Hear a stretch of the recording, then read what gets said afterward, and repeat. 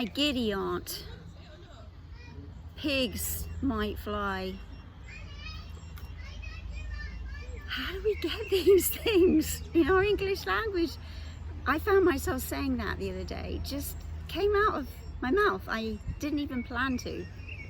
And then I thought afterwards, where did that come from? How? How can I even remember? I hardly ever say it.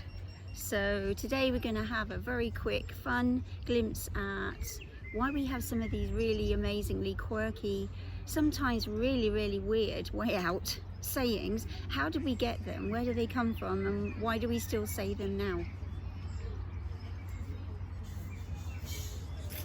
So hi, I'm Stephie from across the pond and back. If we haven't met already, I'm an English girl who met and married an American man, moved to sunny Florida in the United States of America, stayed there for 18 whole years, and during that time I got American citizenship.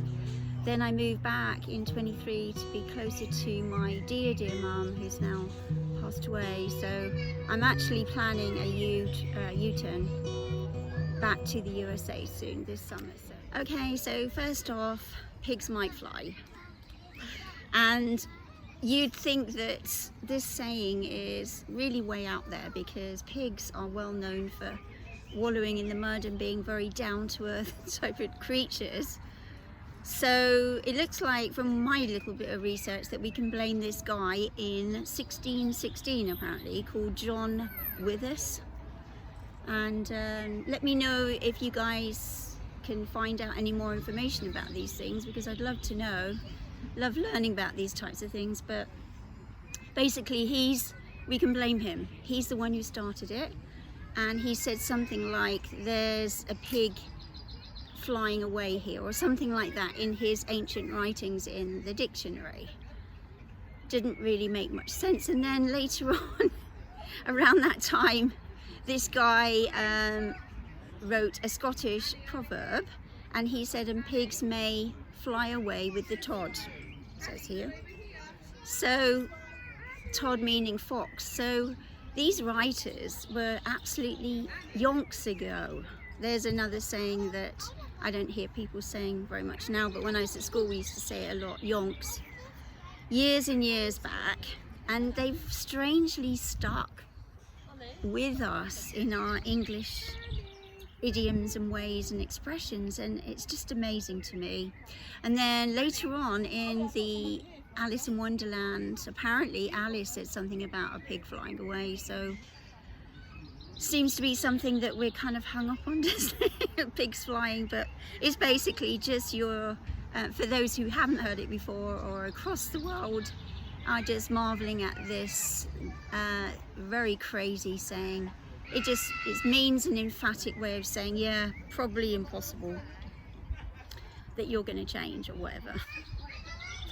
So just to wrap up that first one, do you ever say, yeah, pigs might fly or they will fly? Have you ever said that in your lifetime, or have you heard anyone saying it? Because I'm kind of intrigued to see how many of these are actually said now and how many just pop up occasionally. All right, so that's the first one. Okay, talking of poultry, what about get your ducks in a row? I have heard this a bit more, and it seems to make more sense in a way, doesn't it? So there are apparently a few little theories as to why people say this. The first one's probably the most obvious, is if you've ever seen a little duck family on your pond or water, you'll see the mother duck with the little ducks swimming along, and they're usually in a very neat little line, aren't they? Have you ever noticed that? So in all my walks and my talk about ducks in my Missing England things, I'm quite fond of those little creatures, but yeah, they're very well known for going in a line. So that is one very valid theory. So another theory apparently is going bowling, and the bowling pins apparently look to some people like duck heads. Well, it's a theory. So got to get your bowling duck heads in a row. Or apparently the other theory about this is the ducks in a in a kind of, you know, a vent that you have on an AC unit or something. I think that's highly unlikely, you know. I mean, first of all, different spelling. So I think the first one really works, doesn't it? So you need to get your ducks in a row. I think it's a nice, pretty straightforward way, kind of cute, nice, polite way of saying get your act together, you know. It's raining cats and dogs. No, not today, I'm glad to say, but that used to really perplex me as a little girl, and I thought at the time I was trying to analyze it in my childish way, and I used to hear my parents say that quite a bit, and so the English and British fascination with talking about the weather almost constantly, it's really quite prevalent in our chats. It's raining cats and dogs, yeah. But where does it come from?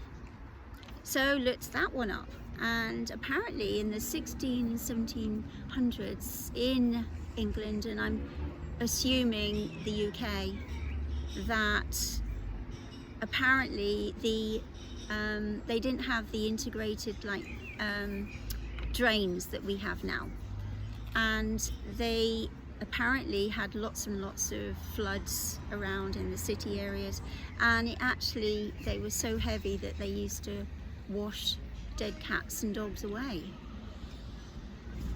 So that's the theory, and the other ones that I just read about didn't seem to be very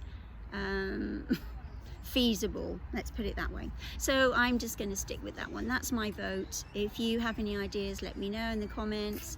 But yeah, raining cats and dogs, very, very strange, but that's apparently where it probably comes from. So another one, years and years back, just years.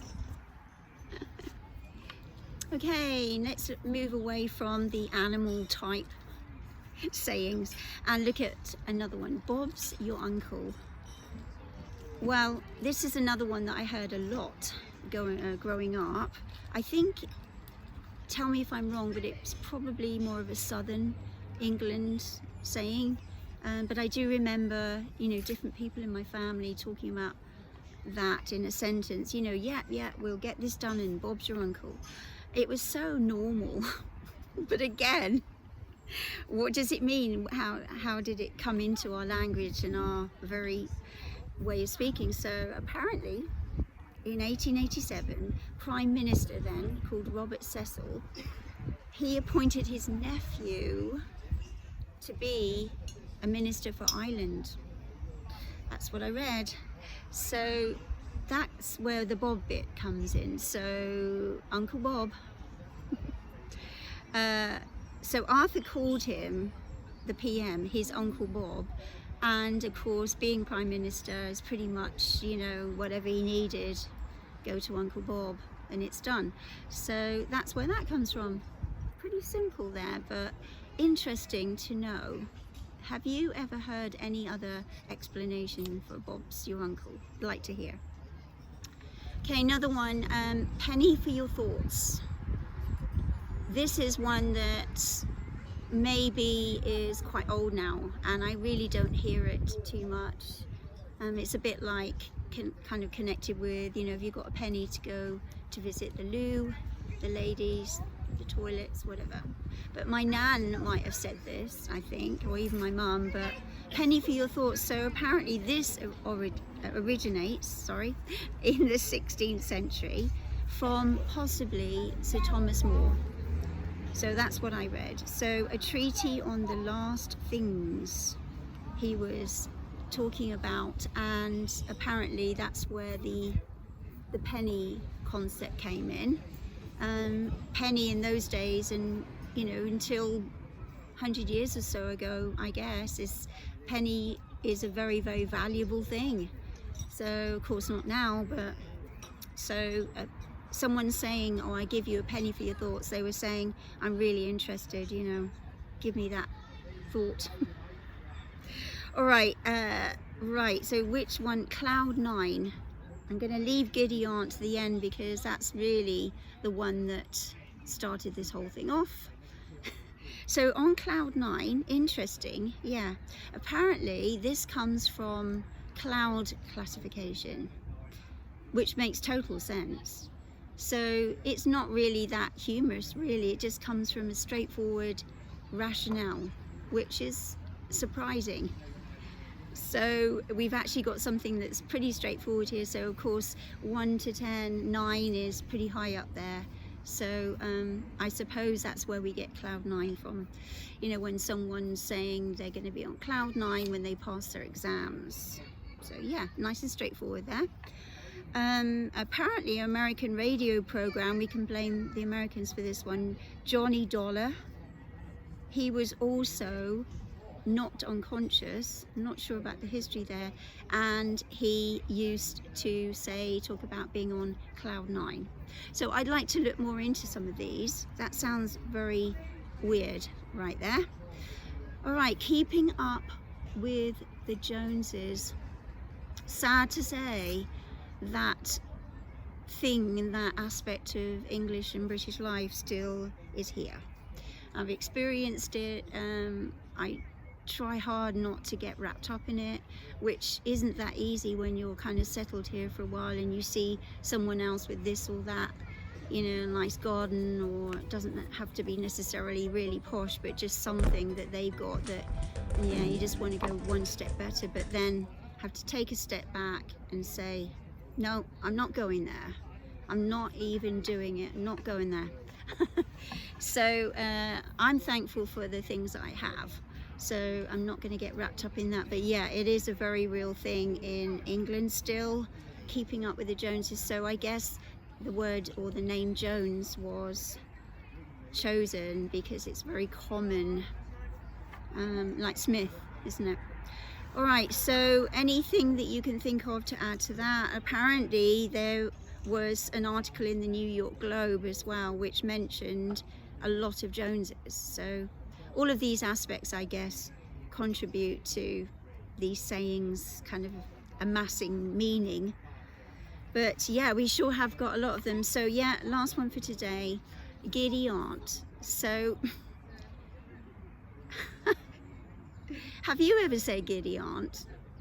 It's something about that saying that I don't feel very comfortable saying it, but it's there in the English language, and hopefully it's just pretty meaningless. But giddy's aunt, yeah, apparently it came from 1800s, and there was a play called Charlie's Aunt, and I think we did that at school once. We actually performed this Charlie's Aunt production. Can't even remember what it's about now, but that's where it comes from. So again, about 300 years ago, I mean, all of these have stuck, haven't they, like glue into our psyche, into our English language. So if you can think of any, I'd like to have a growing list and look at this in a bit more depth. It's quite amazing to me how our English, while our English language is evolving still, a lot of it's stuck